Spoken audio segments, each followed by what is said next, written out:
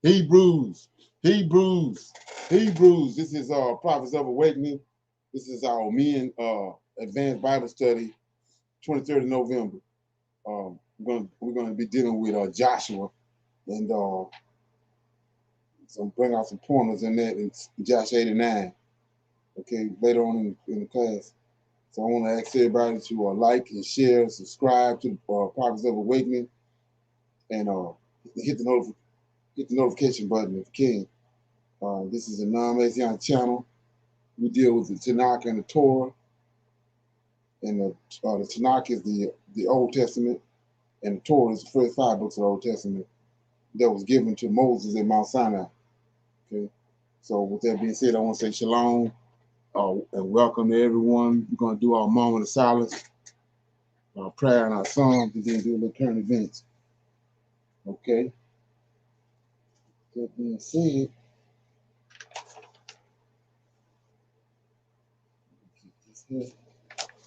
just, O Lord, righteousness and uprightness belongeth unto thee. Therefore we come before thee at this hour, seeking thy face and looking for righteousness and uprightness, that we may walk before thee as thy servants Solomon and David and Samuel and Hezekiah did, that we may walk before thee in truth and in righteousness and in rightness of heart. And give unto us, O Lord, an understanding heart, that we may discern between good and bad, for you possess the power to do so. For we desire to walk after thee, O Lord, and to keep your commandments, your testimony, and your statutes with all our heart and soul, to perform the words of the covenant that was written down by your prophets. O Lord, allow thy face to shine upon thy people. Hear our plea, hear and do, O Lord, and hide not thy face from us, for we need you so very much at this hour. Peace be unto you. Okay. Gonna read the Psalms. Yeah, that'd be me. Okay. I'm gonna do Psalm 91. Okay. Everybody familiar with it. All right.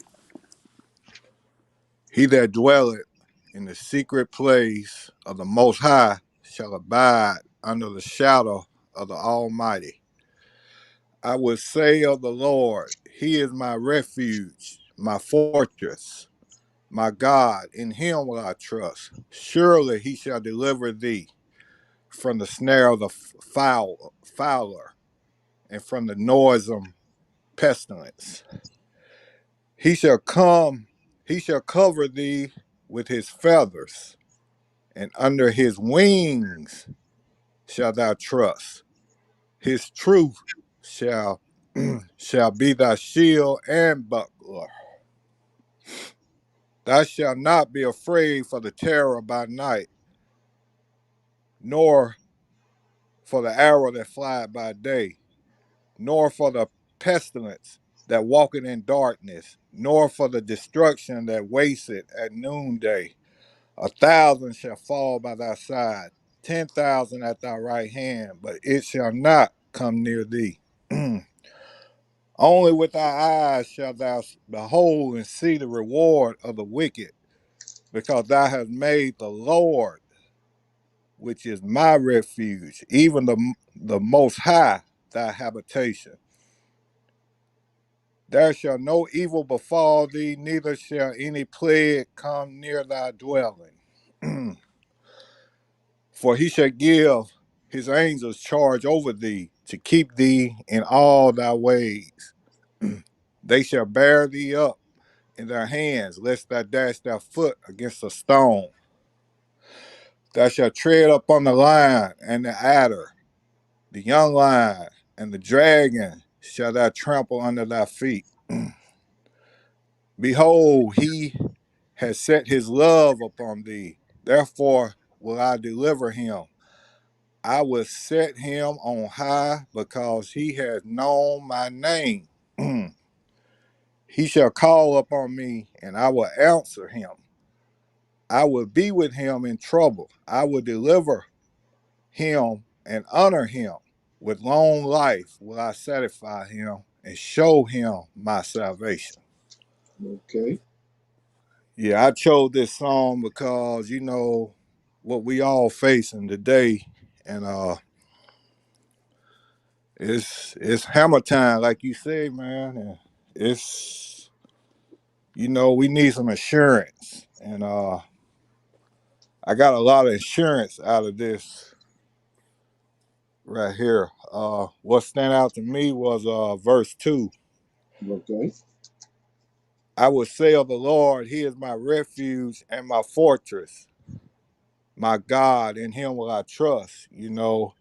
Refuge is a shelter, uh, a place of protection, and a fortress is like a defense force, like something a defense. Right. Can't nothing get to you. And I mean, all through this chapter, he's just assuring us that he's gonna be there with us. Right. Right. Is that so? Oh yeah, Good. Yeah, this Psalms have so many great talking points, and Lamar have touched on so many of them already. Uh, but from the where he said that the noisome pestilence, he'll deliver you from it, and just think about, we haven't been a lot of us haven't had to deal with the COVID-19. We have known of people who have COVID-19, but we ourselves haven't had to deal with it. And then it's the safety that he's saying, that you don't have to worry about 1,000 will fall at thy side, 10,000 at thy right hand, but it won't come nigh to you. That he will protect you amongst all the stuff that goes on in this world today. But the one that really brings it home to me is the very last one, 16, which said, "With yes, long life will I satisfy him and show him my salvation." And that's part of my prayer to the Lord of hosts, that I do see his salvation. I think that would be a marvelous thing, that he could grant you that gift, or allow him to see our deliverance and our redemption and our Okay. way home. Right. So Yeah. again, yeah, this is a great Psalms, Lamar. Right. You're right. We all familiar with it, but you can't hear it enough. Every time it's like hearing a song that you heard 1,000 times. You, right, each time you hear it, it's like the first time. Right. Yeah. Verse 4 is the one for me because it says he shall cover thee with his wings, his feathers, and under his wings shall thou trust. His truth shall be thy shield and thy buckler. And for the forever and a day, we read over that. We didn't get the significance of that. The whole time we was dealing with angel. mm, Ain't Right. that And so? the angel has wings. Right. Ain't that Yep. so? Yep. yeah. In Psalm 17:8, David said he always talked about them wings. He Right. said in there, hide me under the shadow of thy wings. Right. Ain't that something? I mean, Tell you who the Lord of hosts is. yeah, we all this time we've been reading over all that. Right. Ain't that so? Yeah. And another great point in the Psalms that we have learned recently, or that we have been talking about recently, is let me find it again. When he said, "Oh, in 11, for he shall give his angels charge over thee to keep thee in all thy ways." That let us know that he's the Holy One and he has watchers. Right. That's what we have been learning here late about the watchers and the holy ones. Right. So, Ain't that something? In verse 10, uh, thou shalt no evil befall thee, neither shall any plague come near thy dwelling. And that just what you saying. I mean, them angels, they, you know, but they and it's just true.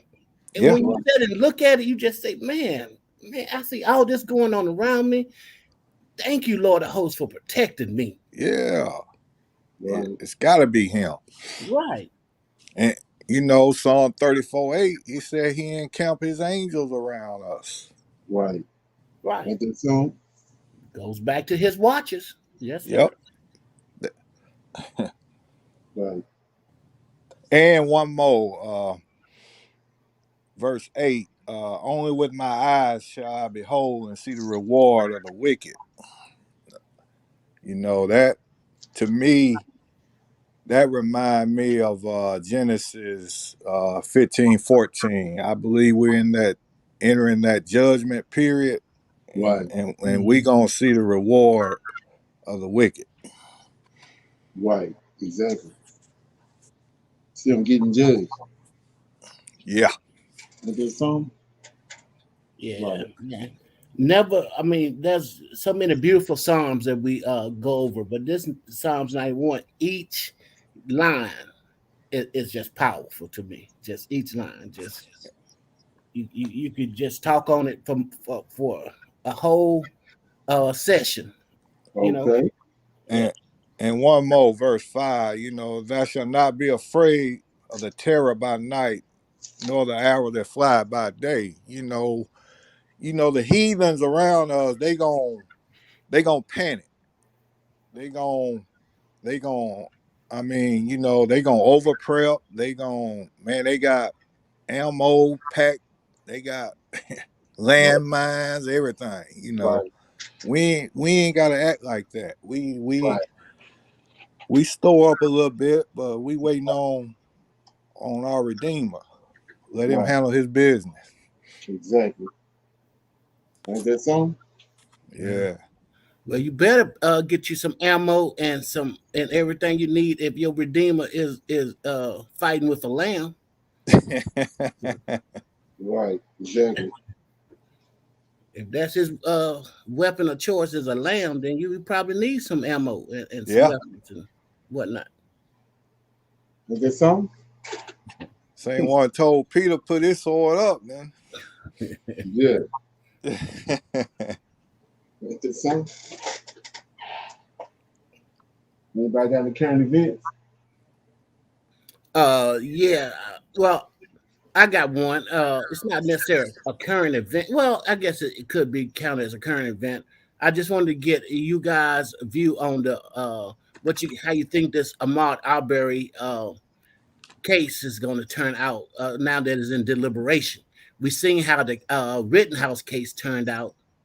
Uh, do we think it's going to be much of the same, or you do know it's 11 whites on the jury. Right. exactly? Exactly. Yes. Right. Hmm. And every chance, every opportunity they got, they try to demonize or Auburn. Right.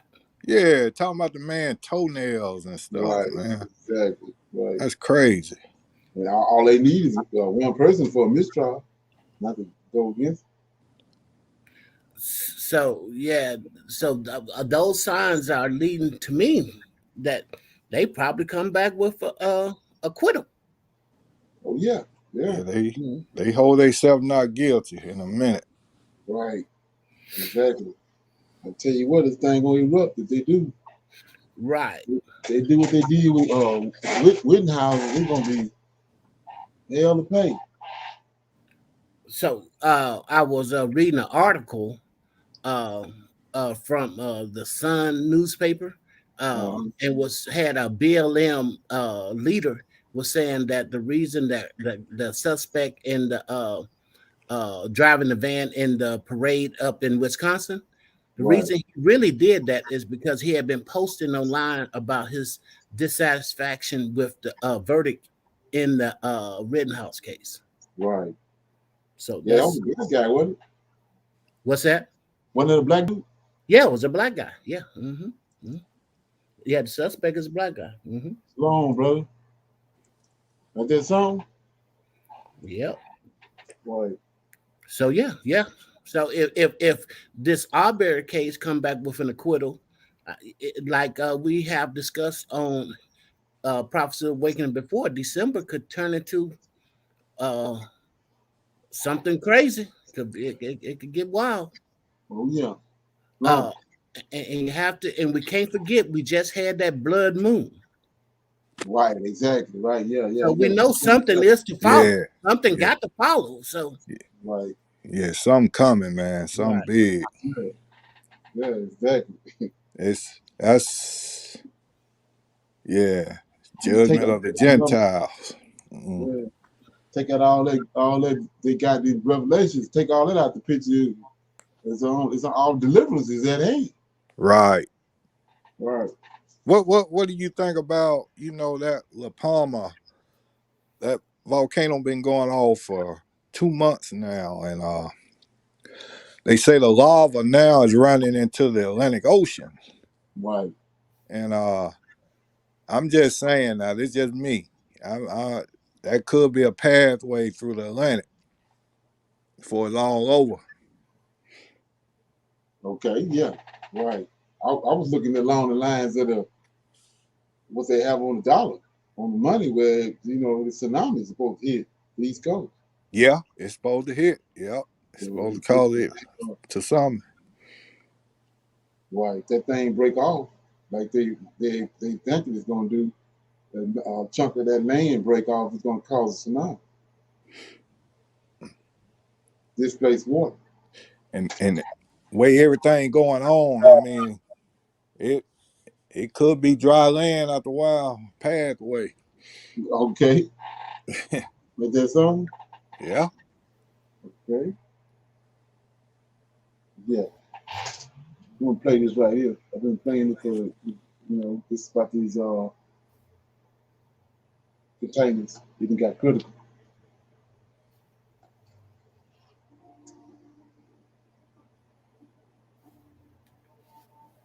The U.S. retail sector is facing a supply chain nightmare before Christmas.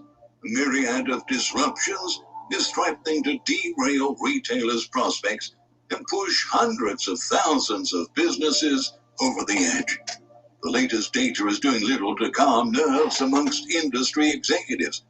Estimates show that due to worsening port congestion, if goods aren't off a boat by now, it's highly unlikely that they'll make it on the store shelves before the beginning of the holiday season, which may result in significantly lower profits for retailers and small businesses in the most important shopping season of the year.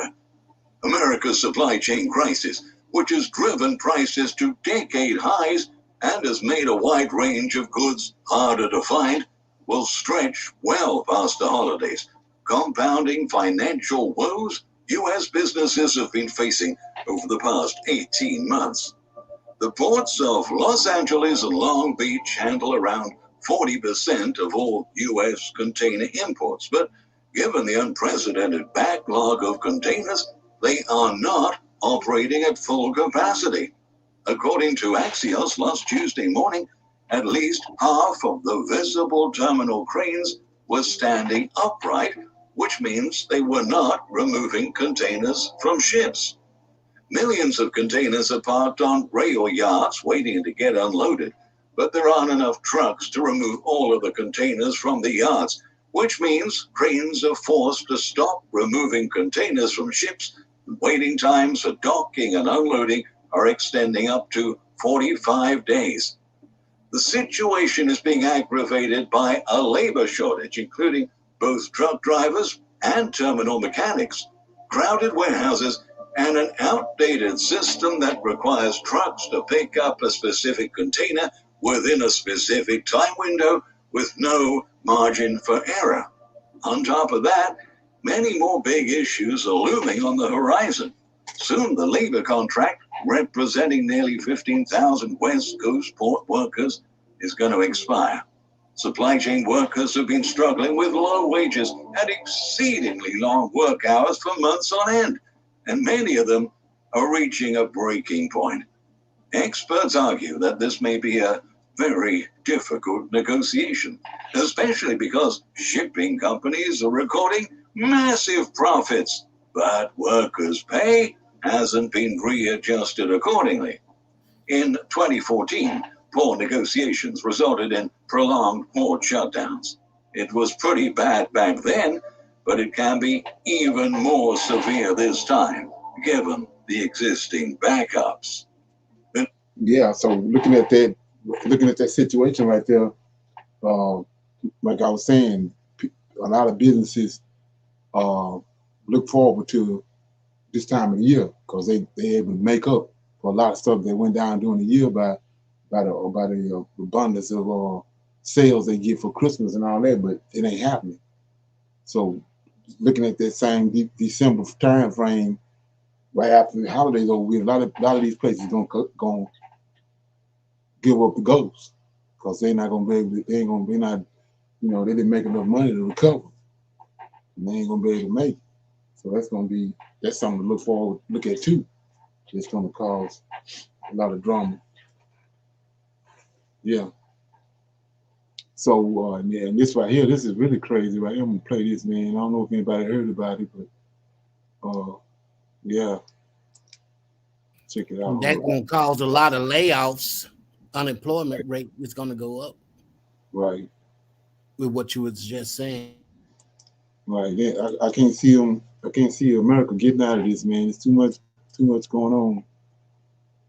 Yeah. So I'm going to give.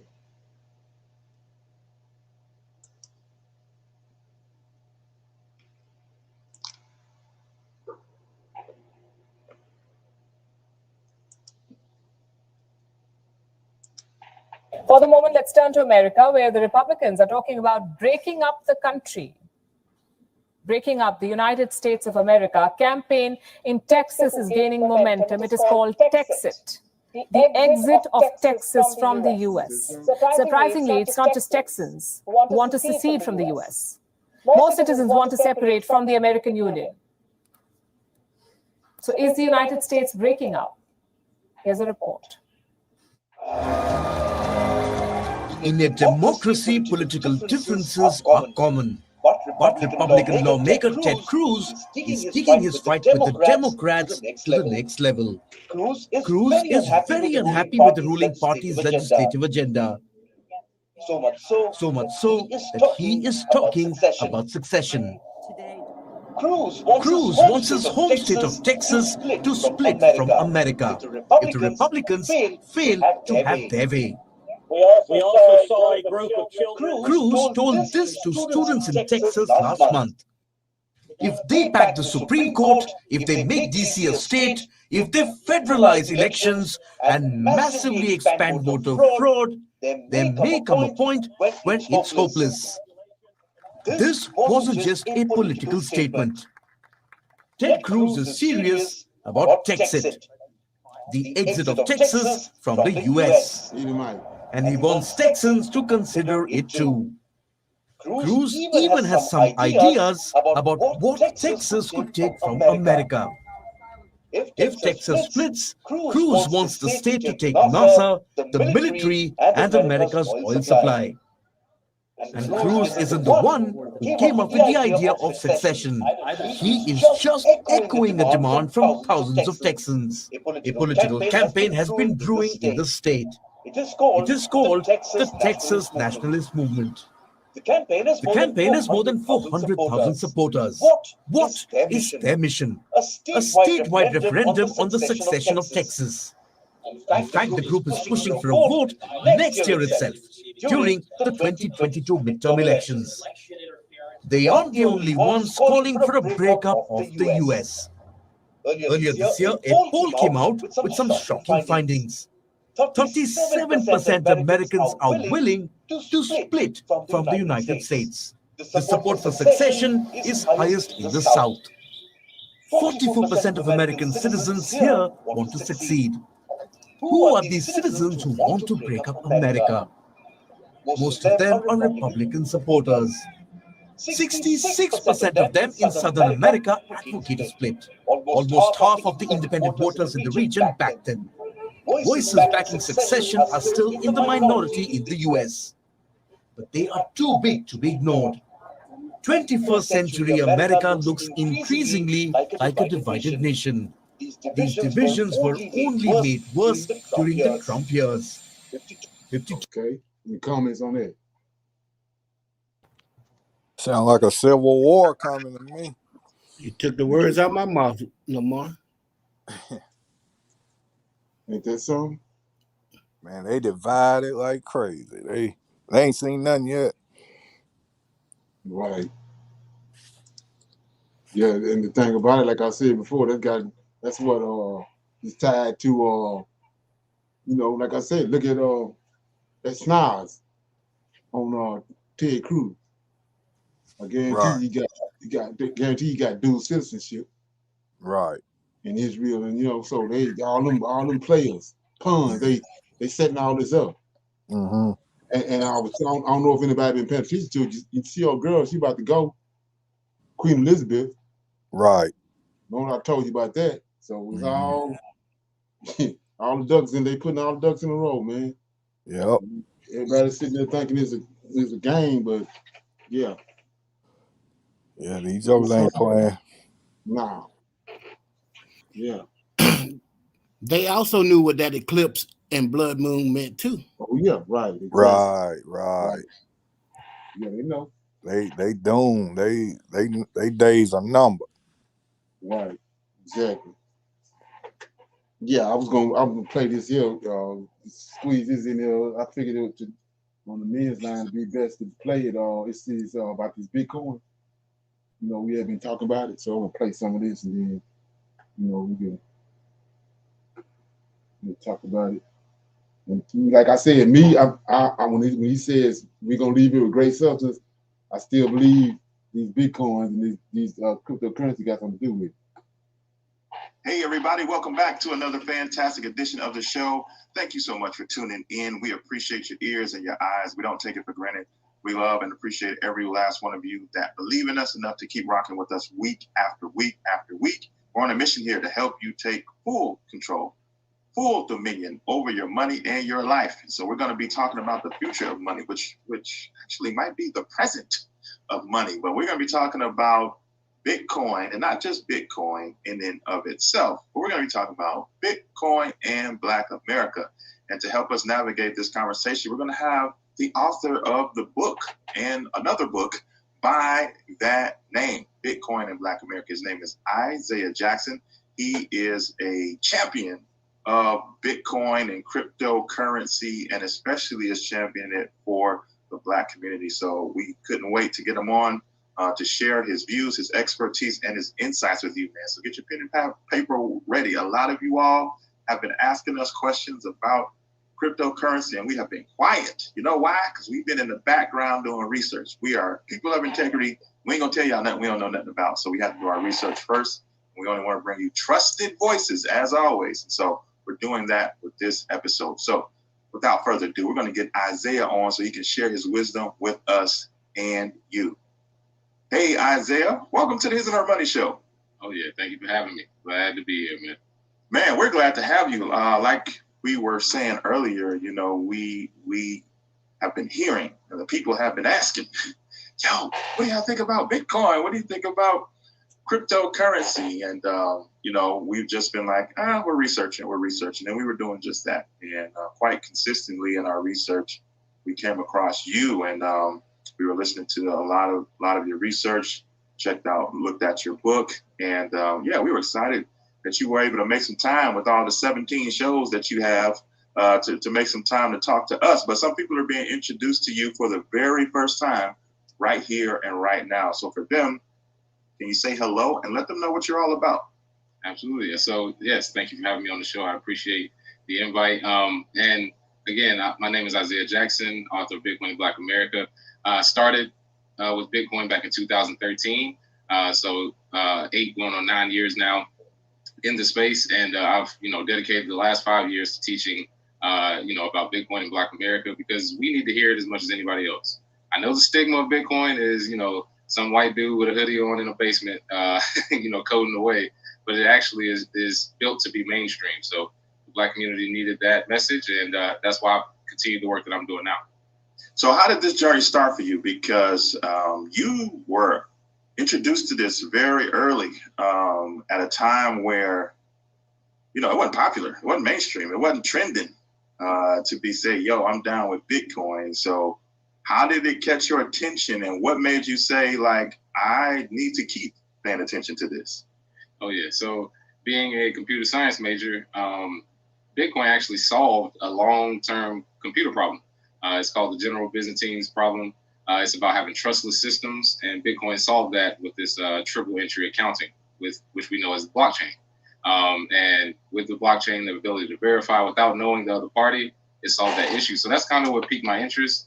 But I learned about it from a roommate. He told me about it. Yeah, that when you start looking at this, you start to see this is where we going, man. I'm saying the dollar gonna go. When the dollar go, this is what's gonna be at. Let me see what the brother talking about before I started back. He says, "Me too, brother. Straight up, black flag. Okay, yeah. So yeah, it's just all over my spirit, man. Check it out." I read the Bitcoin white paper.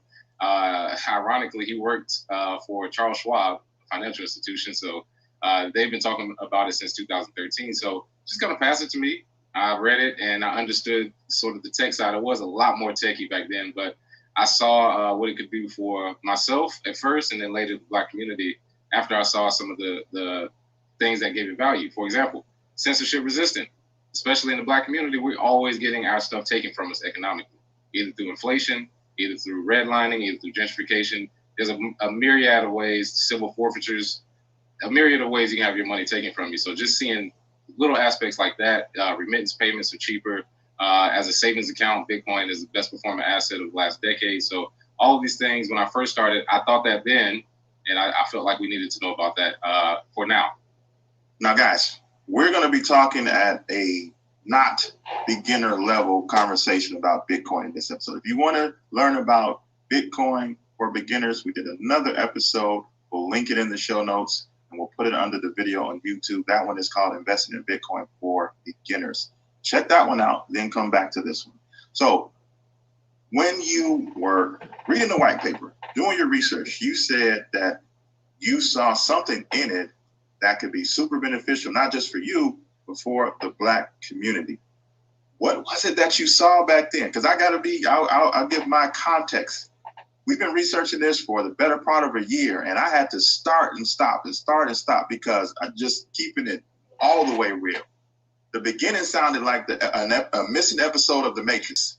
with a person who don't exist, who might be one person or 12 or 10, and the ups and downs and all the controversies, and but now it's made it through all that, which again shows the viability of the product. But like, how did you sift through all that and say, yo, I see something that has positive potential, not just for me, but for my whole? Yeah, and comment so far. I'm play a little more after this. Anybody got a comment? Hey, are we still going to meet with your guy about? Yeah, right. Yeah. I'm gonna bring it up in a minute. Okay, gotcha. Silk Road 2.0, another exchange taken down. Mt. Gox lost billions of dollars worth of Bitcoin. So it was scary if you didn't stick to the fundamentals. If you listen to the media, if you listen to people who tell you no, because I can tell you right now, nobody in my family understood what I was talking about. They were like, exactly. Why would you use this thing for criminals? Or it's a Ponzi scheme. And I was like, if you understand the tech, you understand how powerful this is. And to me, this is the best invention since the internet. And I don't think people see it that way yet. Right. They're starting to see why, but I saw that at the time. And what clicked for me, for one, was not just the money aspect, but the fact that freedom, pure freedom, that's what the goal is. And for Black people, we've talked about it. We've marched. We've had a Black president. We've had lawyers. We have CEOs. We've done the work. And it still has gotten us nowhere as far as median income. We're still the same since the 60s. So I was like, well, we need something different. Can we try anything different? And Bitcoin seemed like the answer. And I've been pushing that pretty much because everything else I've heard before. I mean, real estate does give people property. Gold is a way that people save. Stocks, options. I've heard that before. Median income still pretty much stays the same because of inflation. Inflation keeps us at a certain level so that even if you do make more money, the price of goods is going up more than the money you're making. So you basically end up at the same place you are. Bitcoin changes that over time. Okay, yeah. So you want to check that out. That video is how Bitcoin can be a game changer for Black America. We're going to check it out. So yeah. So with saying that like that, the brother was asking brother Jackson, Isaiah Jackson, about what made him zero in on that. Yeah, that's who zeroed in on it. But anyway, so let me show you this right here. I showed you that to show you this.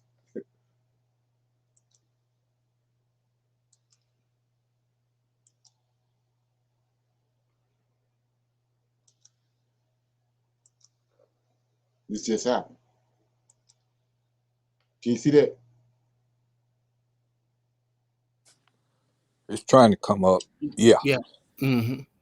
See what they say, right? Walmart dropped a bomb on the U.S. financial system, right? More than maybe any other retailer. It's Walmart. Walmart is synonymous with America. Their stores are massive. They sell everything, and it says, and they are everywhere. But in recent weeks, they quietly made a move that some would say is a direct shot at the economic heart of the nation. It's small for now. Small for now. So like I said, it's just trying to do what we're gonna do, whatever you're gonna do.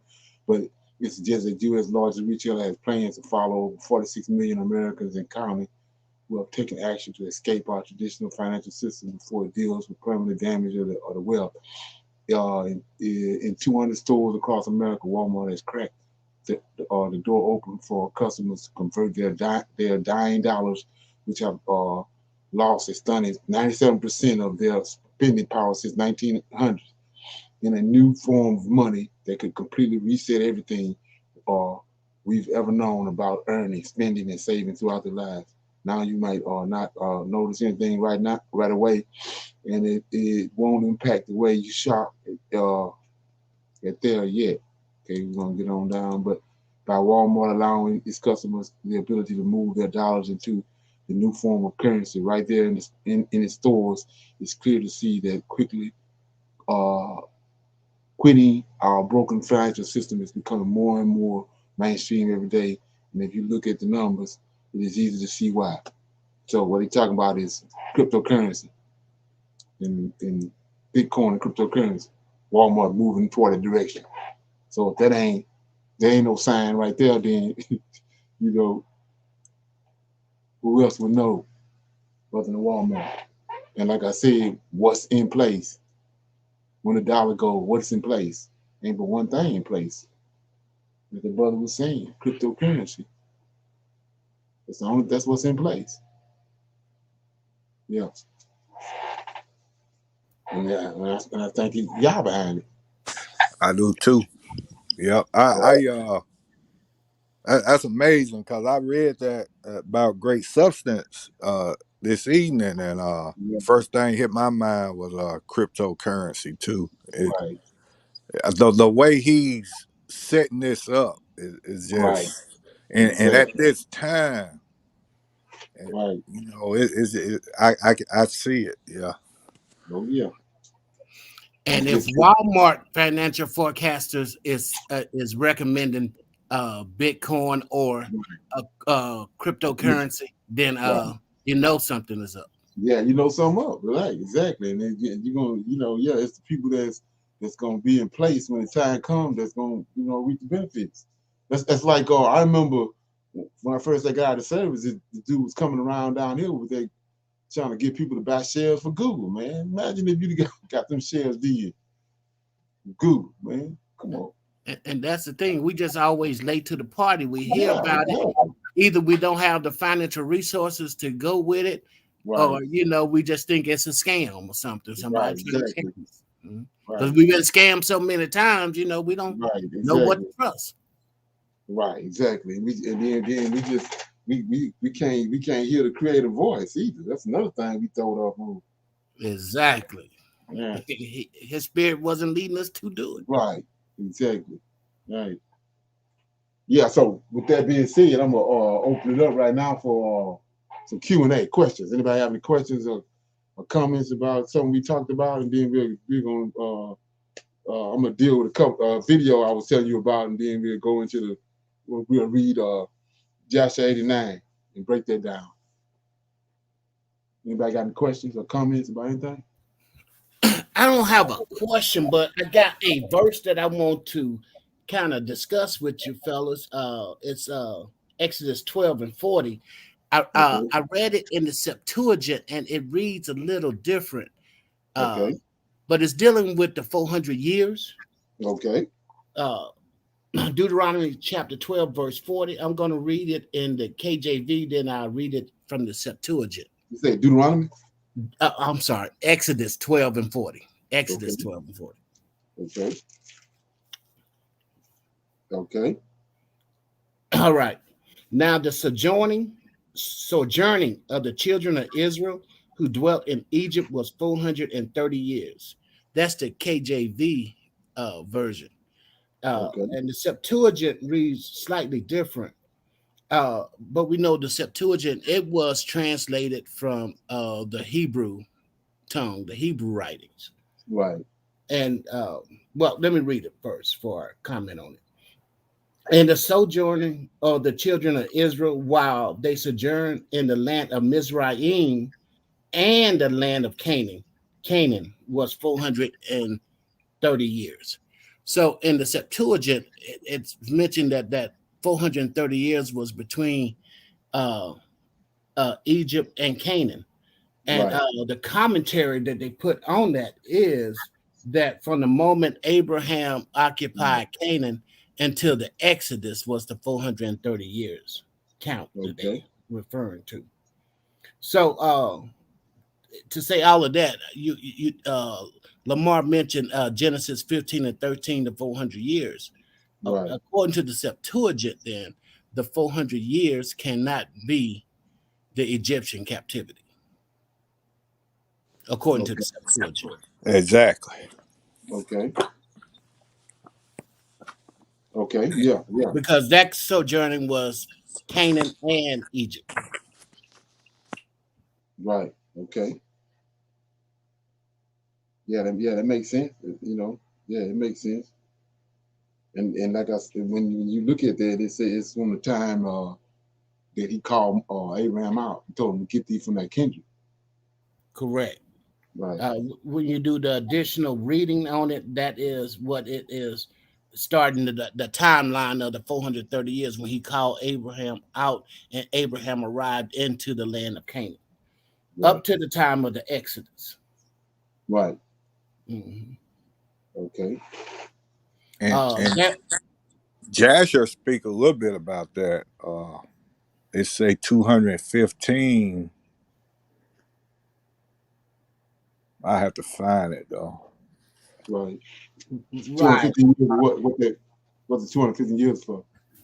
The two, I think I know what you're referring to, Lamar. It was split. The 215 in Canaan and 215 in Egypt.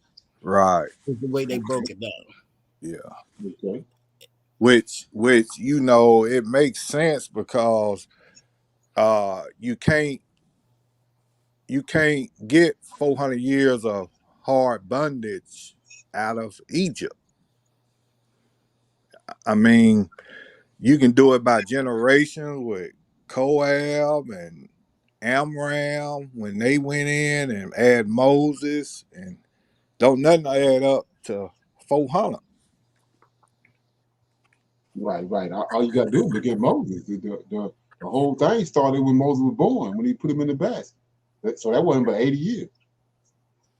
And I'm gonna tell you something else. And since we on Genesis 15:13, now in 13 it says you're gonna be in a land, and then when they get to now, think about 13 colonies, Jamestown, Virginia, a land, and 14 verse 14 is talking about judging a nation.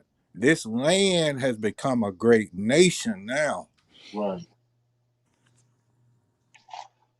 Yeah. It's it's adding up. Yeah, yeah. You right. And there's something. Yeah, that was Jasher 81 and I think 3. Yeah, what it say? It say in the sojourning of the children of Israel who dwelt in the land of Egypt, hard labor was 210 years. And at the end of the 210 years, the Lord brought forth the children of Israel out of Egypt with a strong hand. Okay. Right. Yeah, like I was saying, it started. Uh, it started when Moses was born. That's because that's when the drama started. When they looked and seen that they seen the capabilities of the Israelites. So they had this big council, uh, which we found out Job was involved in it, and and he told them that they decided to afflict the Israelites, and so that's when Moses came on the picture. So it started with Moses' birth, and then 80 years later, when Moses delivered them out. Right. Okay, yeah. A lot of people don't look at that, but yeah, it started. The life of Moses tell you how long they was there as far as the hard bondage. Exactly. Right.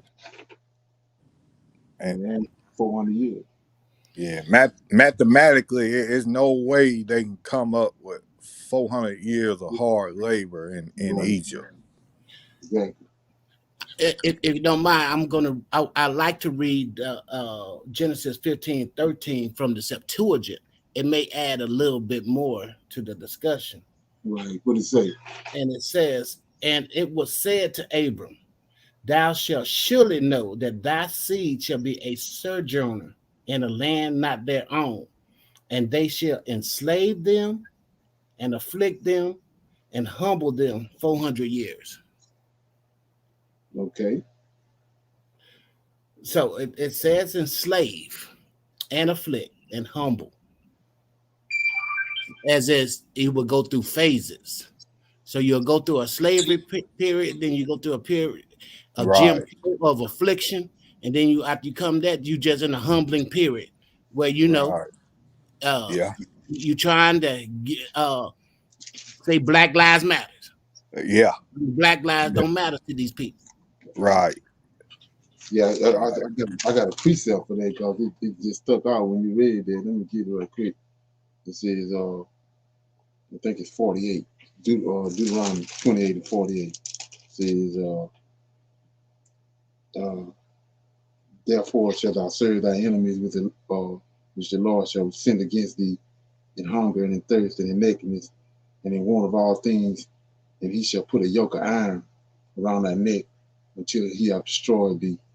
So that's pretty much synonymous with what you just read. Yep, yep, So then after they destroyed us, they took the yoke off. right. That's the afflicting period. Right, And then after we went through that stage, we are in the humbling period. right. Yeah. Once they took the yoke of iron off, they had humbled us. Right. Mm-hmm. Right. Yeah. Ain't that something? But yeah. So yeah, that makes sense. So okay. Anybody else got anything else on that? Any more questions? Hey, Leonard, I asked you a question about Israel going into captivity, the Syrian captivity. Right. I did find that. I guess what I asked you is, uh, did they go to the west coast of Africa or did they go to Assyria? And your answer was both. And Right. I found that in Second Ezra 13:40 through 47, and Okay. it verified that. Yes, uh, that when they got to Assyria, they said, "Hey, we don't want to be around these heathens anymore." Right. And then that's when they went and crossed over, and the Lord of Hosts stopped up the river to allow them to cross over dry shod, Right. and they went over to Asra, Yeah, Azra. yeah. So he dried up the Euphrates. Yep. Right. Yes. And then in Isaiah 11, I think the latter part of Isaiah 11, it talks about that Assyrian captivity and them leaving it. Right. Yeah, that was that kind of, that goes along with another. I mean, I had brought it up, but you know, it might not have really registered. But go to Ezra right quick, chapter 1. I was telling you about. See, I want us to think that the 10 tribes never came back, according to these Edomites, because they the ones came over here. You know, Edomites came over here, wasn't no Israelites. So Ezra. I'll show you something. You know, you can just, you can calm down and let it ferment. But he says, so Nebuchadnezzar, Cyrus came in and took over what Nebuchadnezzar had, and the genius of Cyrus was, and so many people trying to duplicate it now, is he wasn't trying to cause no damage and tear up nothing. He wanted to come in and take over and be the ruler, but he want to leave everything like it is and just, leave the original people that was there in charge of those people, leave them there. But now they just under his control. He don't want to come in and blow everything up and then, and conquer the people. He want to come in as peaceful as he can, take over, and then just keep moving. Right. That's why Alexander was so fixed on him. Alexander was marveled at Cyrus and Darius, So anyway, so understanding that how he done that, he said it looked up at morning when Belteshazzar was drinking out of those vessels. The next morning, Cyrus was running everything. He came in like that, and they dried up the Euphrates. Dried up the river, dammed it up, and then they went under the wall and came into Babylon and took it over. It wasn't no whole bunch of destruction. So understanding that it was 100 and some providences, right? Assyria is one of those providences, right? Right. And that's what the 10 tribes is. That's when you go to the apocryphal books and you look at the Tobit, the story of Tobit. He telling you that's about the 10 tribes. Tobit is over there where the 10 tribes is. So anyway, Abanika, all that's Assyria. So Ezra chapter 1 says, now Cyrus, king of Persia, that the word of the Lord by the mouth of Jeremiah might be fulfilled. The Lord stirred up the spirit of Cyrus, king of Persia, that he made a proclamation throughout all the kingdoms and put it in writing. And these one of them things when it's shown to you, you do something with it. You got to do something with it. You can't act like you don't see it. So, verse 2, thus says Cyrus, king of Persia, the Lord God of heaven, and given me all the kingdoms of the earth, and he had charged me to build him a house in Jerusalem, right, which is in Judea. So he just told you, Yahweh called the Lord of hosts with these 7 angels and calls him to control all the kingdoms of the earth, right? Right. Is Assyria one of them? That's correct. Yes. Assyria, one of the 10 tribes of Assyria. So this one of the provinces. Judea is in another one. Right. The southern kingdom in one part of his kingdom and the northern kingdom in other part. Now look what he say in 3. Who is there among all his people? Yeah. His God be with him, and let him go up to Jerusalem, which is Judea, and build a house of God, which is in Judea. He is the God which is in Jerusalem. And whosoever remaineth in any place where he sojourned, let the men of his place help him with silver and with gold, goods, beasts, and free will offering for the house of God that is in Jerusalem. Wow. So what is Cyrus saying? All 12 tribes. Anybody, I'm controlling all the Yahweh people. The apple of his eye. Then among the provinces that I have, all of them here.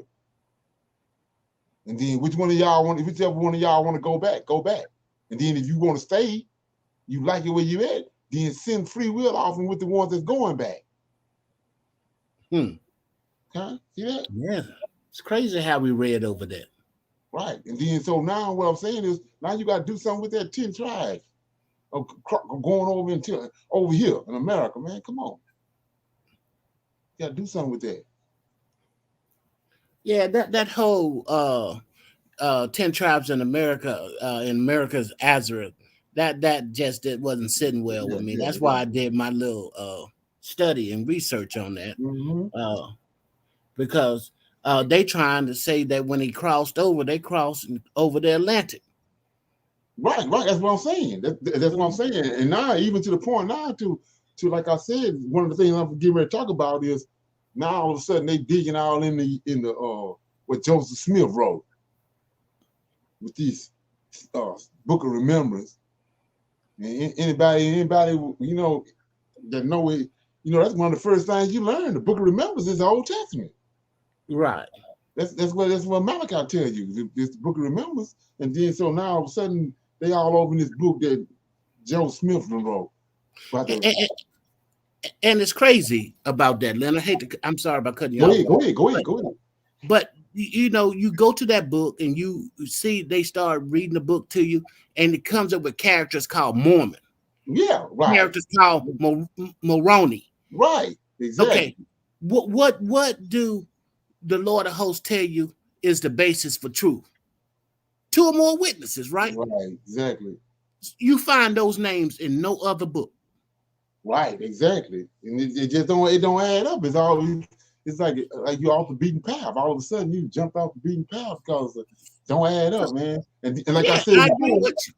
Yeah. If these men were such greater prophets as they are claimed to be in that book, somebody else should be talking about them. Oh yeah, right. And then we know who Joseph Smith is. Yeah, Edomite. Right. J-Fact. Come on, man. And so, like I was saying before, go ahead, Lamar. Oh, I was just gonna say, you see all them satanic rituals on his headstone. Yeah, right. And all of them got a story or a history go back to where some entity met them somewhere. Like just like with Farah Muhammad, wherever Muhammad in the cave. The entity came to him. Entity came to George Washington in his tent. And entity came to Joseph Smith. Come on, man. And so anyway, like I said before, we know where the pyramids at. They over there on the Giza Plateau. So we know that's Egypt, and Egypt is all through the Old Testament. That's solid evidence. The Giza Plateau. We know that's where Egypt at. You can't fumble with that. And so the Pharaoh Joseph had permission from the Pharaoh to go get his brothers and his dad and bring them to Egypt. So you trying to tell me he came all the way across the Atlantic Ocean and got his daddy? Right. We know where Egypt and Ethiopia is located. That's what I'm saying. Let's kill that, man. It ain't enough. The Lord of Hosts left those 2 nations behind to let you know. Right. Exactly. Yeah. And so yeah, right. So yeah, let me play this, man, because this I was asking everybody about that. Did they watch that video? Somebody posted on Messenger about the punishment of daughters of Zion, and the brother had some good points, but you gotta stand up and be accounted for. When somebody mentioned JC, we done chopped it all up every kind of way you can chop it up. So if you mention JC, but something ain't right. You know what I'm saying? So yeah. Anyway, let me play this right here, man. The thing about it, what I want you to understand about it is, we also know we also figuring out that Galilee. We know Galilee, Gentiles is in Galilee. And we know Phoenicia. That's where Phoenicia was at, in Galilee. All that. So they done tricked us off. So listen to this right here. I'm gonna play this.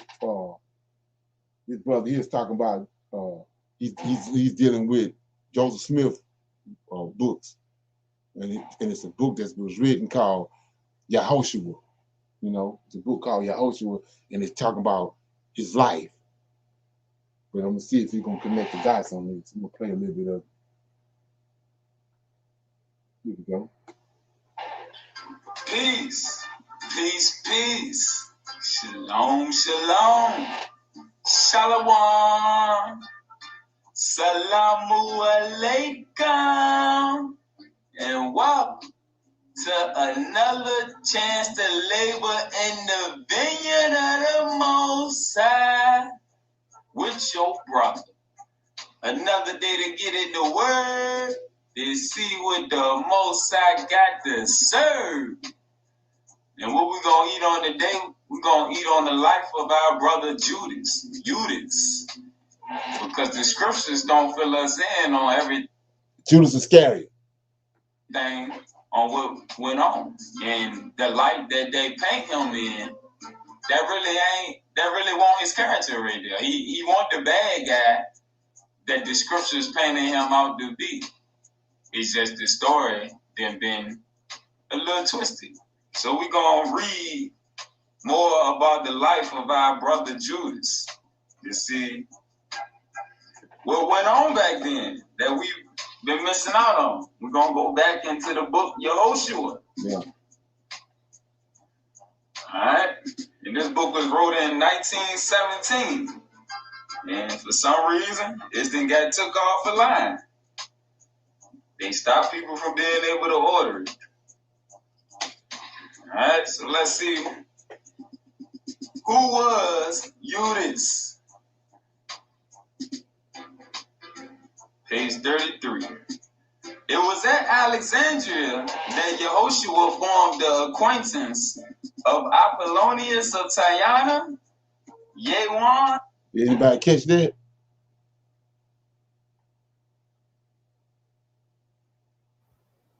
Hello? Yeah. He said Yahoshua, that's Jesus Christ, was in Alexandria. He was in Alexandria. Come on. That's why I thought he said. But you know, when he said Yehoshua, I thought maybe he was trying to say Joseph or something. No, he said Yehoshua. So what they tell you from what we didn't figure out? Who is that? That's a Syrian. There you go. All day long. There you go. That's what he don't know. Now, well, let him keep on going. This is why I told you the New Testament was concocted there in Alexandria, Egypt, with that library there. Cerinthes and Judas Iscariot, Abagad of Armenian, Simon of Cyrene, and others whose lives became closely interwoven with his own, and whose characteristics were so prominent in resemblance that the thoughts, words, and actions of one were often mistaken for those of another. All right? So this was when Christ had left, when he had left from his parents' house and he was going traveling to different places. He would go to Alexandria and study in different parts of Egypt also, before he went to India and other places. So see that you already know that is. You know what I'm saying? You already know that is. We've been talking about that for 1,000 years, man. There it is. It ain't nowhere in the King James Bible that he went to Alexandria, Egypt. They did everything on the sun to avoid you from telling you that, because they don't want you to connect the dots that it's Cleopatra's son, Caesarion. He just gave all the information away right there. He said he went to India. We told you he went to them. She sent him away for 12 years, 18 years. That's 18 missing years. He was in India, in a monastery. So there it is. But anyway, you want to watch all that. It's more the story of Judas and Yehoshua that's missing. It's supposed to be missing information, and so they thinking that they hid it. They hid this in order to they hid it in order to, because it was real information. No, they hid it because of Israelites then woke up and found out that who Caesarion is. That's why they hid that. That's why you can't buy that book, because it's gonna connect the dots on who he really is. That's what that is.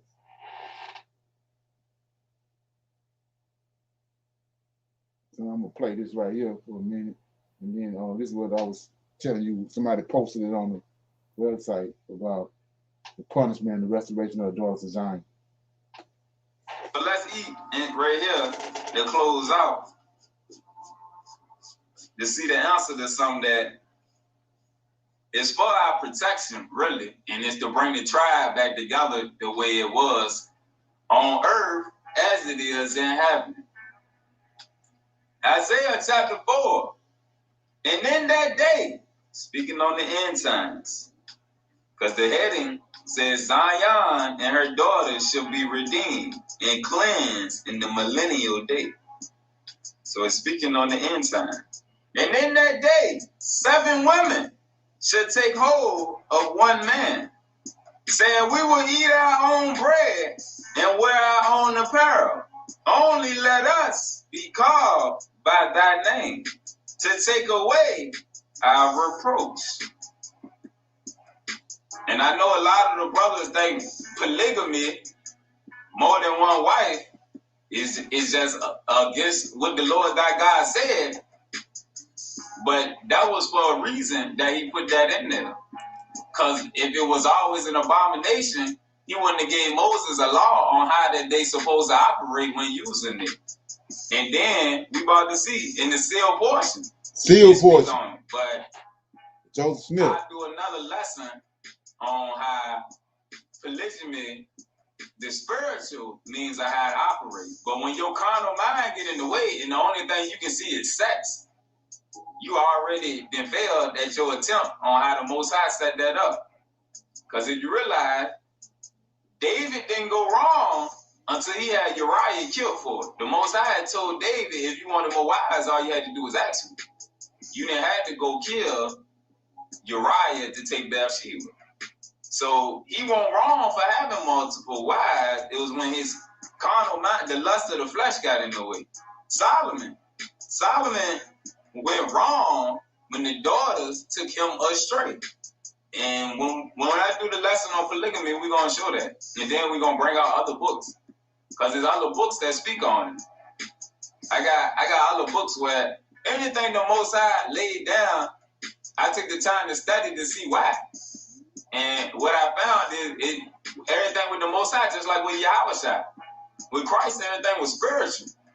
But a carnal mind can't process the spiritual aspect of things because our lust blinds us. So when we hear the word polygamy, all we think about is sex, which that ain't the reason for it. It don't have nothing to do with that. That's when they go wrong, and that's when you mess up. But there's a spiritual purpose behind it. All right, and then and this part right here, people don't realize when this system crashed, when Babylon crashed, you ain't gonna have no cell phone. Everybody gonna be on their own. You gonna be just like it was in the wilderness, living in a tribe. Either you gonna buy with a tribe, or you gonna be by yourself. You ain't gonna be able to call nobody. And I mean, hey, depending on how things get, you might not be going too far. But the Most High set this up for our protection right here.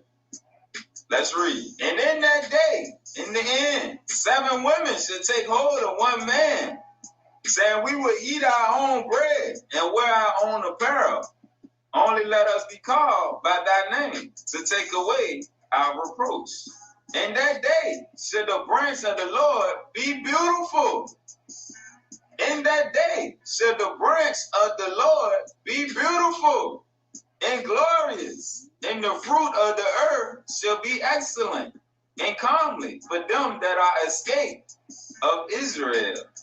For them that are escaped of Israel.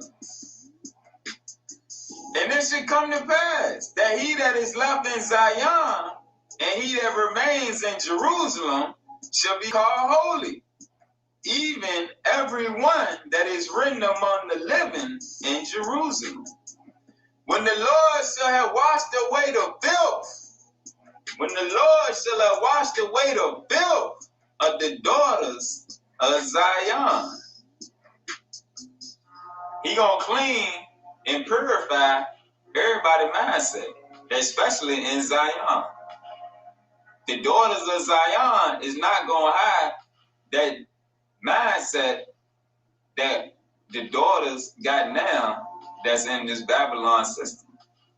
When you operating off the fruit of the spirit, love is above everything else. Like Christ said, the greatest two commandments. Love the Lord your God and love the Lord your God with all your heart, mind, and soul, and love your neighbor as yourself.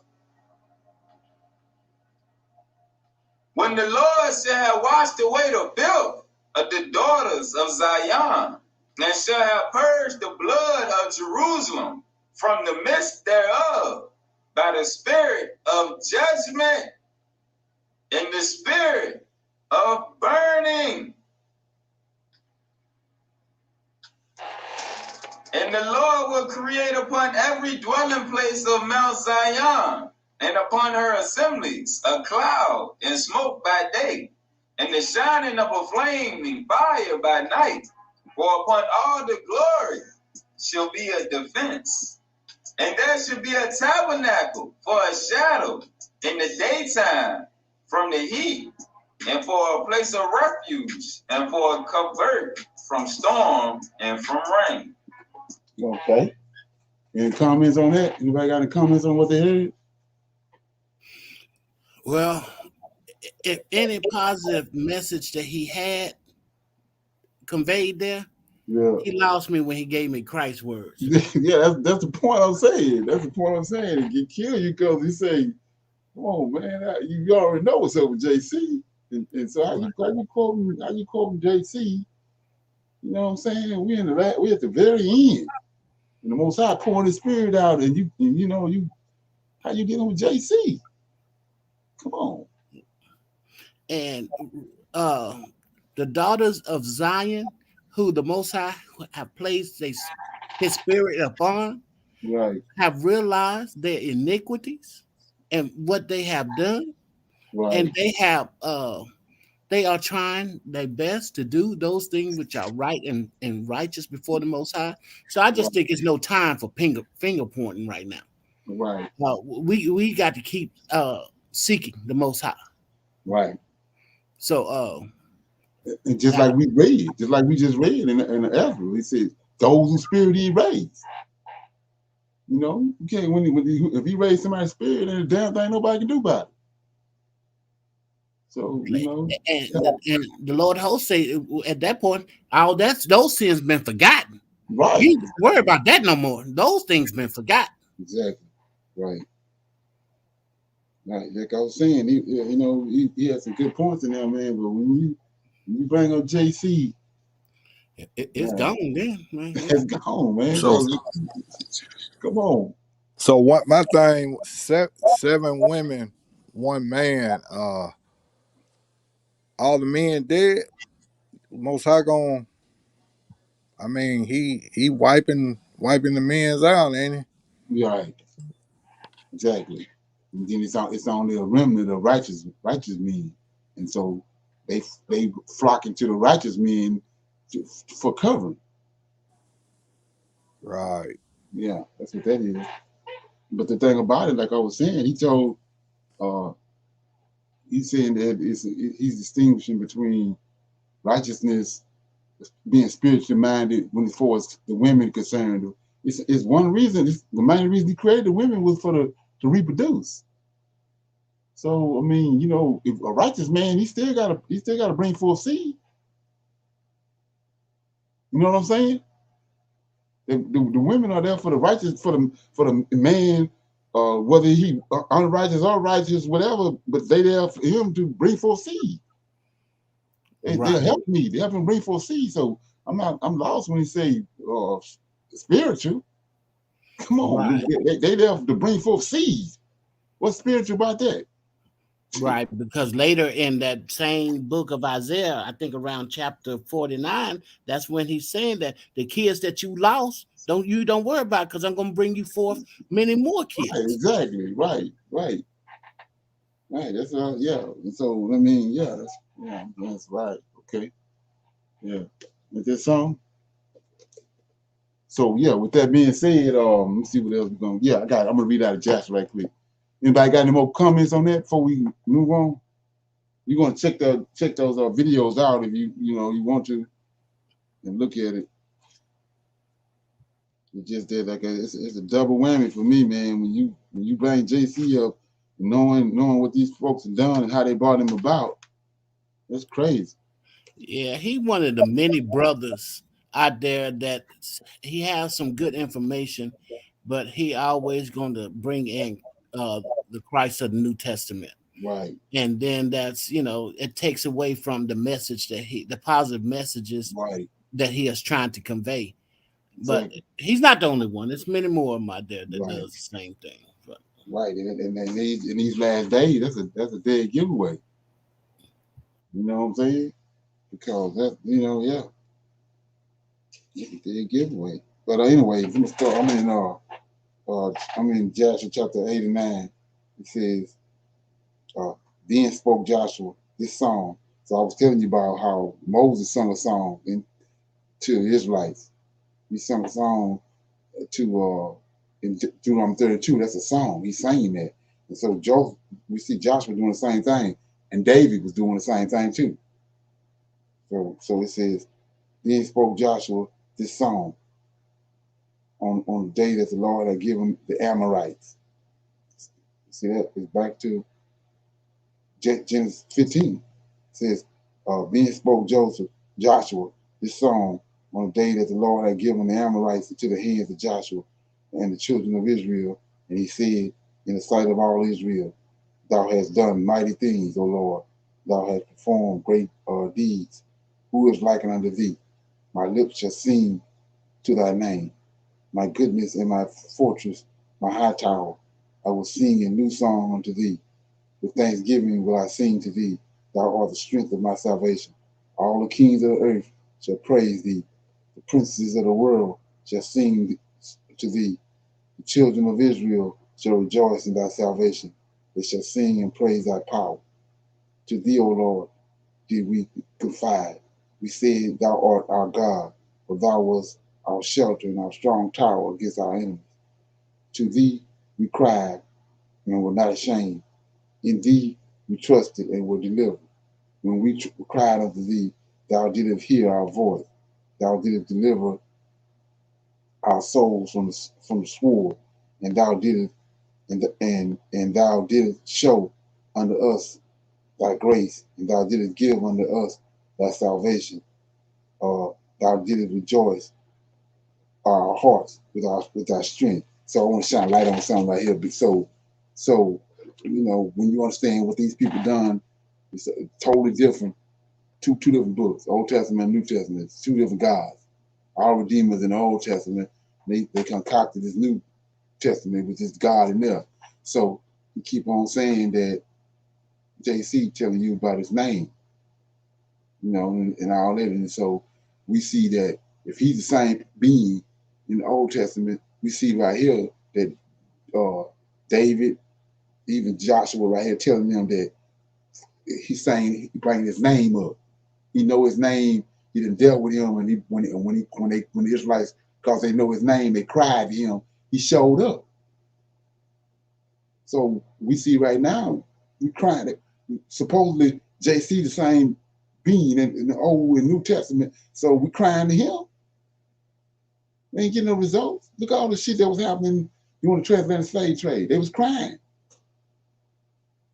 See that? So let's read that. So it says, 3, my goodness and my fortress, my high tower. This is what Joshua was saying. And he ain't been through no transatlantic slave trade. His knowledge ain't been skewed. He know the Most High. Moses told him about it, and his father and all them told him. He know him. So he says, 3, my goodness and my fortress, my high tower. I will sing a new song unto thee, right? Because he know him. With thanksgiving will I sing to thee. Thou art the strength of my salvation.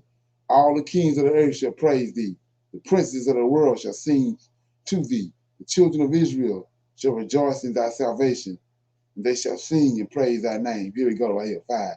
To thee, O Lord, did we confide. See that? They confided in him. They know his name, and they know him, they confide in him. And we said, thou art our God, for thou was our shelter and our strong tower against our enemies. To thee we cried and were not ashamed. In thee We trusted, and we were delivered. See that? So they're doing the same thing now with JC, but it ain't nobody showing up. See that? Right. And then those two verses 5 and 6 kind of go back to Psalms 91 that we read Right. at the Exactly. beginning. Exactly. So what that's testifying to is showing you that, like he told us in Deuteronomy 28, I'm gonna send you to a land far from your homeland, and you're gonna serve other gods, newly raised up gods, ones whom your fathers knew not. You ain't gonna be serving him.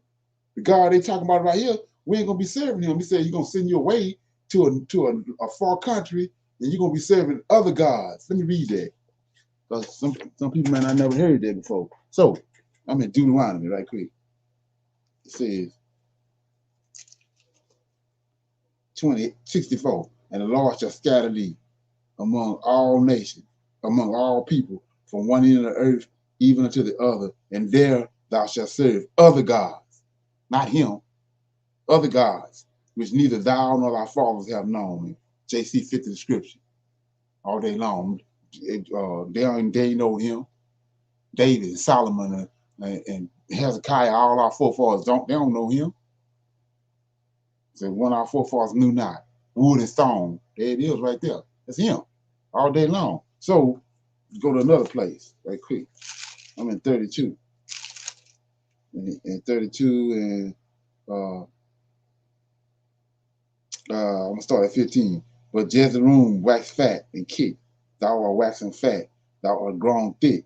Thou art covered with fatness.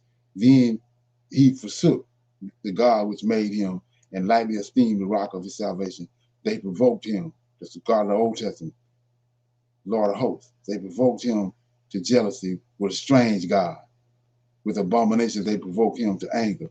They sacrificed unto devils and not to God, to gods whom they knew not, to new gods that came up newly up, whom your fathers feared not. Yeah. New gods, New Testament, newly came up. Don't get no plainer than that. JC, Allah, Buddha. There it is all day long. He said he hid his face from us. He ain't said he gonna send you over here to America and he gonna be there with you, healing you and laying hands on you coming out in the open. He said he gonna hide. He cast us off and hid his face from us. So who is this God right here in the New Testament? Yeah, he don't fit this. He don't fit the criteria. Garbage. So 12 says, thou didst pour out the fury upon them. Thy wrathful anger took hold of them. I'm in 89 and 12. Thy wrathful anger took hold of them. They did turn their iniquity upon them and did cut them off in their wickedness. They did spread a trap. They fell therein in the net. They hid. Their foot was caught. Thine hand was ready for all the enemies who said, through their sword they possessed the land, and through their arm they dwelt in the city. Thou didst fill their faces with shame. Thou didst bring their horn down to the ground. Thou didst terrify them in thy wrath, and thou didst destroy them in thine anger. The earth trembled and shook, and the sound of the storm over them, and thou didst not withhold their soul from death, and did bring down their lives to the grave. Thou didst pursue them in thy storm, and thou didst consume them in thy whirlwind, and thou didst turn their rain into hell, and they fell in the deep pits so that they could not rise. Their carcasses were like rubbish cast out in the middle of the streets. They were consumed and destroyed in thine anger, and thou didst save people with thy might. Therefore our hearts rejoice in thee, our souls exalt in thy salvation. Our tongue shall relate thy might. We will sing and praise thy wondrous works. For thou didst save us from our enemies. Thou didst deliver us from those who rose up against us. Thou didst destroy them from before us and depress them beneath our feet. Thus shall all mine enemies perish, O Lord, and the wicked shall be like chaff driven by the wind, and thy beloved shall be like trees planted by the waters. So Joshua and all Israel with him returned to camp at Gilgal, after having smitten all the kings, so that not a remnant was left of them. And the 5 kings fled along on foot from battle and hid themselves in caves. And Joshua sought for them in the field of battle and did not find them. And it was afterwards told Joshua, saying, the kings are found, and behold, they are hidden in a cave. And Joshua said, appoint men to be at the mouth of the cave to guard them, lest they take themselves away. And the children of Israel did so. And Joshua called all Israel and said to the officers of battle, place your feet upon the necks of these kings. And Joshua said, so shall the Lord do to all your enemies. And Joshua commanded afterwards that they should slay the kings, cast them into the cave, and put a great stone at the mouth of the cave. And Joshua went forward afterwards with all the people that were with him on that day to Makkedah, and he smote it with the edge of a sword, and he utterly destroyed the souls and all belonging to that city, and did to the kings and the people thereof as he had done to Jericho. And he passed from there to Libnah, and he fought against it, and the Lord delivered it into his hands, and Joshua smote it with the edge of a sword, and all the souls thereof, and he did it into the kings thereof as he had done to Jericho. And from there he passed on to Lanquish, fight against it. And Horam, king of Gaza, went up to assist the men of Lanquish. And Joshua smote him and his people until there was none left of him. And Joshua took Lanquish and all people thereof, and he did to it as he had done to Libnah. And Joshua passed from there to Eglon, and he took that also, and he smote it with all that the people thereof, the edge of a sword. And from there he passed to Hebron and fought against it, and took it and utterly destroyed it, and returned from there, and with all Israel to Debris, and fought against it, and smote it with the edge of a sword. Okay. And he destroyed every soul in it, and he left none remaining. And he did it to the kings thereof as he had done to Jericho. And Joshua smote all the kings of the Amorites from Kadesh Barnea to Ezer, and he took their country at once, for the Lord had fought for Israel. And Joshua with all Israel came to the camp of Gilead, when at the time Jabin, king of Khazar, heard all that Joshua had done to the kings of the Amorites.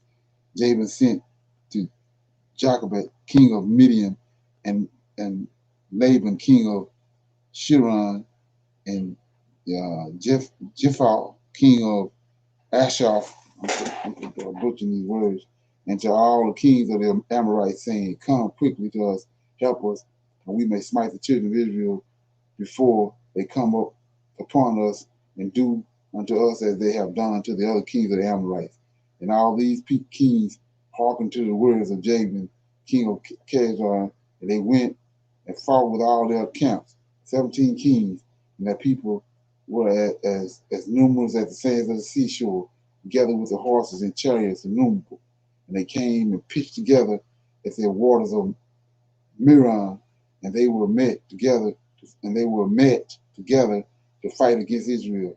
And the Lord said unto Joshua, fear them not, for tomorrow about this time I will deliver them up, all slain before you, and thou shalt hew their horses and burn their chariots with fire. And Joshua with all the men of war came suddenly upon them and smote them, and they fell into their hands, and the Lord had delivered them into the hands of the children of Israel. So the children of Israel pursued all the kings with their camps, and smote them until there was none left of them.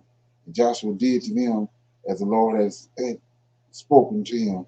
And Joshua returned at that time to Chazar, and smote it with the sword, and destroyed every soul in it, and burned it with fire. And from Chazar, Joshua passed to Shimron, and smote it, and utterly destroyed it. And from there he passed to he passed to Ashtaroth, and he did to it that he had done to Chevron. And from there he passed to Adullam, and he smote all the people in it, And he did do him as he had done to the Ashraf and Shiran, and passed from them to all the cities of the kings which he had smitten, and he smote all the people that were left of them, and he utterly destroyed them. Only their booty and cattle the Israelites took to themselves as a prey, but every human being they smote, and they suffered not a soul to live. And the Lord has commanded Moses, so did Joshua and all Israel fell not in everything. And Joshua and all the children of Israel smote the whole land of the Canaan as the Lord had commanded them, and smote all their kings, being 30 kings. And the children of Israel took their whole country, besides the kingdom of the Shihon and Og, which are on the other side of Jordan, of which Moses had smitten many cities. And Moses gave them to the Reubenites, to the Gadites, to the half tribe of Manasseh. Joshua smote all the kings that were on this side of Jordan to the west, and gave them for an inheritance to the 9 tribes and to the half tribe of Israel. For 5 years did Joshua carry on war with these kings, and he gave their cities to the Israelites. And the land became tranquil from battle throughout the cities of the Amorites and Canaanites. So that was Joshua chapter 89. So my thing is, what you just heard me read was it's the God in the Old Testament. And what he's doing is he got Israelites killing a whole bunch of people. So how is it that it's one blood? When how you got what do you need a son to come for? It's one blood. It's all one blood. We all originated from the same place. If we all originated from the same place, why he got Joshua and Moses and all them slaying all these people? Because there ain't no one blood. These people came from the giants. And the Most High got a problem with the giants, these Canaanites. They ain't got no, just like they told Edomites when they came back from Babylon, they ain't got no right and no portion in Israel. They ain't descended from Adam. And that's why he killing them like that. Okay, any comments? Man, we done went from warriors to turn the other cheek. Ain't that something? Man. Yeah. Yeah, it ain't adding up. Like I said before, ain't no lamb slain from the foundation of the earth and look under the throne and all nations and all kindred. No, man, he says Israel. Only Israel he dealing with. Well, other people came ascended from somewhere else. Tiny. Pray for your enemy, man. When Joshua, David, them prayed for their enemy. Right.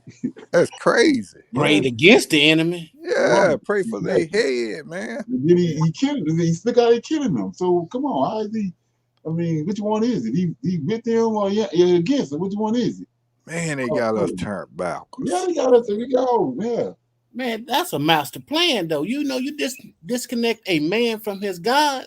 Yeah. Man, that man is lost. Yeah. Exactly. Yeah. That damn book telling you to turn the other cheek and right. Man. Now we looking at it. Now we looking at it like it's supposed to look at it. Right. Our ancestors were warriors, man. Right, exactly. That book tells you to be a good slave. Yeah. Don't give your master no problem. Right. Exactly. You know, suffer and with a smile on your face. Right. Yeah. Man. What have this thing they given us done for us? Not nothing. Nothing, right. Exactly. Ain't that something? Yeah. Oh yeah. Yeah, that's what I was saying. I'm gonna read this right here because I'm gonna read this right here before I close out, and because of some people might not get a gist on where we coming from. So when I say JC, this is what I mean right here. This for the intelligent Israelite. Matthew.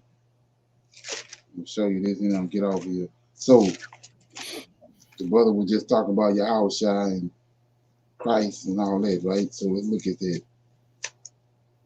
in Matthew. You got to do something with that. Once it's shown to you, you got to do something with it. So, I mean, chapter 3, and it says, chapter 2, verse 14 says, let's say, when he arose, he took the young child and his mother by night, departed into Egypt, and it was there until the death of Herod, that it might be fulfilled. See that? That it might be fulfilled, which was spoken of of the Lord by the prophet, saying, "Out of Egypt have I called my son." So you see right here, they taking you back to the Old Testament, but they ain't telling you who the prophet is. But we figured out who the prophet was. He said the prophet said, "This is a prophecy that out of Egypt he's gonna call his son." This is when JC married and went into Egypt. So now we're gonna go where the prophet had that said that. That's in Hosea, Old Testament, chapter 11, Hosea, chapter 11, verse 1 says, this is what he quoted. So he says, when Israel, the nation of Israel, was a child, then I loved him, and I called my son out of Egypt. So see that right there? You got to do something with that. Because that's a bald-faced lie. He didn't trick you off and told you over there. Matthew telling you that somebody prophesied in the Old Testament about JC, and when you get there, he ain't talking about JC. He talking about the nation of Israel. That was the son that went into Egypt when he had to go deliver us with the 10 plagues and got us out, took his son out. He told Moses to go and tell Pharaoh, let his son go. The nation of Israel. So you can't come that when you see this right here, and you see how there's a blatant lie, you can't quote JC no more. Because it's a lie. Okay? Ain't there something? Wow. Yeah. They did no more on us. Wow. Oh yeah. You can't quote that when it showed to you that somebody told you straight up told you a lie. You can't make something exist that didn't exist once you're looking at it. Ain't there something? When the Lord of hosts told Daniel to seal the book to the end times, this thing really was sealed up, wasn't it? Yeah, it was sealed up, right. And like I said, it all fall in place now because at the same time he said, I'm gonna hide my face from you. Right. So which one is it? He hid his face from us, or he came out in the open, laying hands on people and healing people? Which one is it that he done? Right. And when you look at all the atrocities that befall us, we know he hid his face from us. Exactly. But think about this, fellas. The Lord of hosts is such a great power that he could put a book in front of you and seal it up to where you can't understand it or read it. Exactly. The book been there all along. Right. But only now have we begun to understand what he is saying. Right. Exactly. Now he opens Until he have mercy and make us understand it. Exactly. Yeah. But that's a great power. That's a great angel to be able to do that. That's marvelous in my eyes, fellas. Oh yeah. Yes, that's amazing. Yeah. I mean, you reading that and you just ain't see it. Right. You didn't see it till And some people just don't click with them, man. Right. That's the harder part of it. That he Right. opened. You can see it. Right. That's a great blessing he placed upon you. Great favor. Man, ain't it? Open your eyes to see that. Right. Yes. Ain't that something? That's the second part of it. That's Yeah. something. Mhm. That's deep. Ain't that something?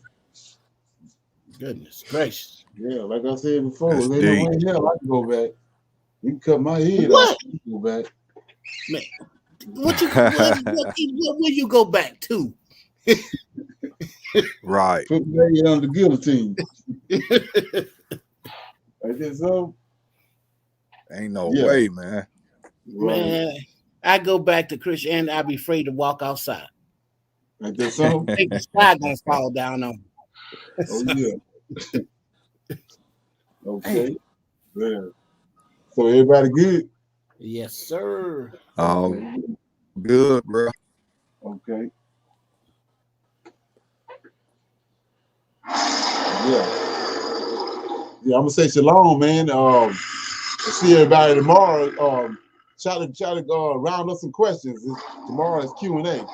Oh yeah. So All try right. to come with some questions so we can make for a lively discussion. All Yes, right. sir. Okay, yeah. Shalom. Shalom, Shalom. shalom, brothers. Okay. All right, brother.